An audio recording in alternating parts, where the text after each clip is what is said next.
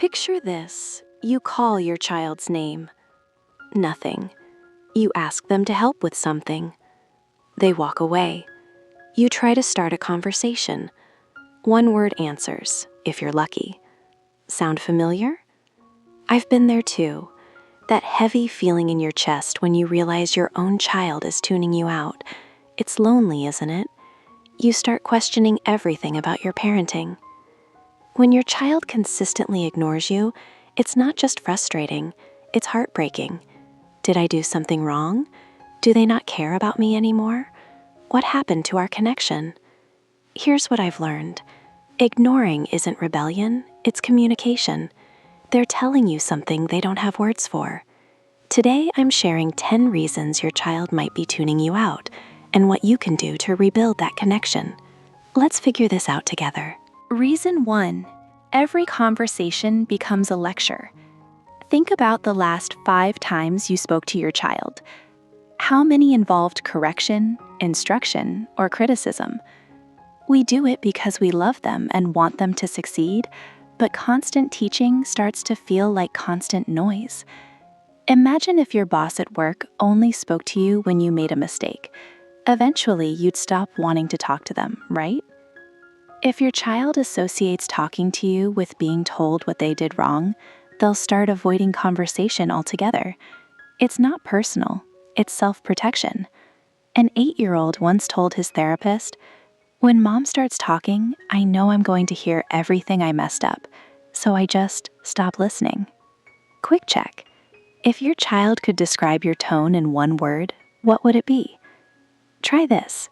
For every correction, offer 5 positive or connective interactions.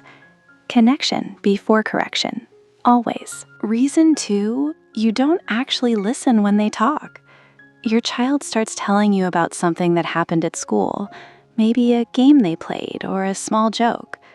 You're scrolling through your phone, you're thinking about work. You say, without really hearing. I'll be honest, I've caught myself doing this more than I'd like to admit. We think we're multitasking, but to them, it's rejection. They feel their world isn't interesting enough for our full attention. When kids talk and realize you're not truly present, they eventually stop trying.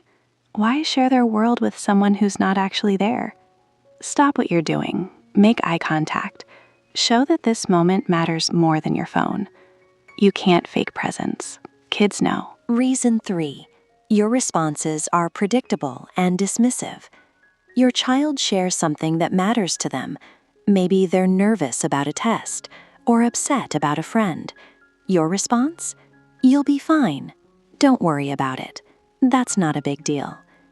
These responses, meant to comfort, actually communicate your feelings aren't valid. We try to brush off the problem to make them feel better, but instead, we make them feel unheard. When children hear this pattern repeatedly, they learn their inner world isn't worth sharing, so they stop sharing it. Try this instead. That sounds really stressful. I can see why that would upset you. Or, that sounds tough. Want to talk more about it? You don't have to fix it. You just have to acknowledge that what they feel is real. Reason 4. You immediately jump to problem solving. Before they finish explaining, you're offering solutions. Just tell them how you feel. Maybe you should apologize first. It's our parental instinct to protect them from pain, but sometimes they just need a witness, not a strategist. When we jump to solutions, we accidentally tell them that they aren't capable of handling it themselves. Sometimes kids don't need a mechanic, they need a mirror. Ask first, do you want help figuring this out, or do you just need me to listen? Most of the time, they just need you to listen. Reason 5. You've overreacted to honesty before. Your child told you something true. Maybe they broke something or got in trouble. You reacted with anger or a lecture they'll never forget. I remember a parent once told me, I wanted them to be honest about the broken window, but when they were, I exploded.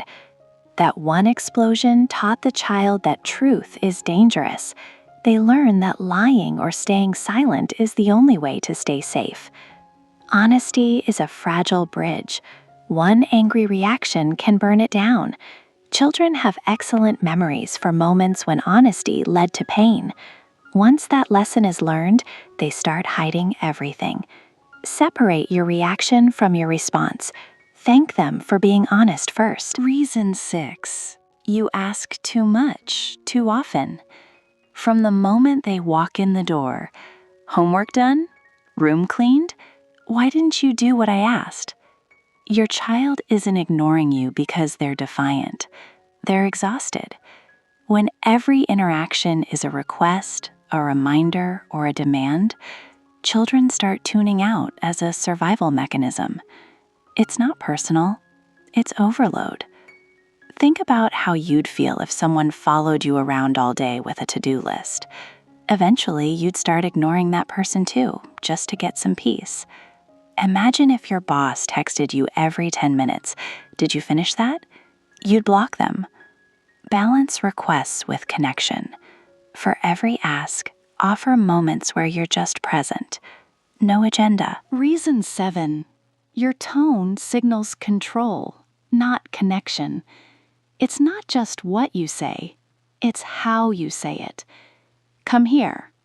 Do this now. The tone isn't inviting, it's commanding. Even if we don't mean to be harsh, that boss voice makes a child feel small and defensive. It creates a power struggle where nobody wins. Boss voice, do it now. Connection voice, can you help me with this? When your default tone is authoritative, they start resisting on instinct. The tone itself has taught them, this person wants compliance, not connection. Soften your tone, even when setting boundaries. Hey, I need your help with something when you have a minute. Firmness doesn't require harshness. Reason 8. You compare them to others. Your sister never has this problem. Comparisons are meant to motivate. They don't. They humiliate. They learn they'll never be good enough, so they stop listening. Reason 9. Small broken promises. Maybe you said you'd play a game but forgot. These small moments build a wall of distrust. Trust is like a mirror. Once it's cracked, it's hard to see things clearly again. We think kids forget these small promises, but they don't. See your child as an individual, and if you break a promise, apologize. It shows them they matter. Try one day without comparisons. Notice how your child responds differently. Reason 10. You don't spend quality time together. Distance grows when connection time shrinks.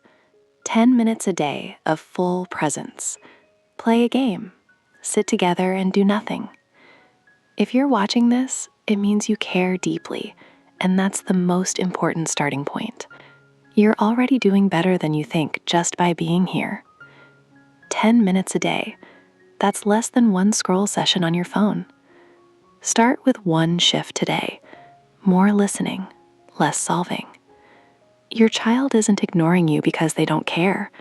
They're waiting for you to notice, and now you have. If this resonates with you, hit that like button and subscribe so we can keep figuring this out together. Share this with one parent friend who might need to hear it, and drop a comment with the word connection if you're committing to one small shift today. Thank you for watching. Connection before correction, always. See you in the next video.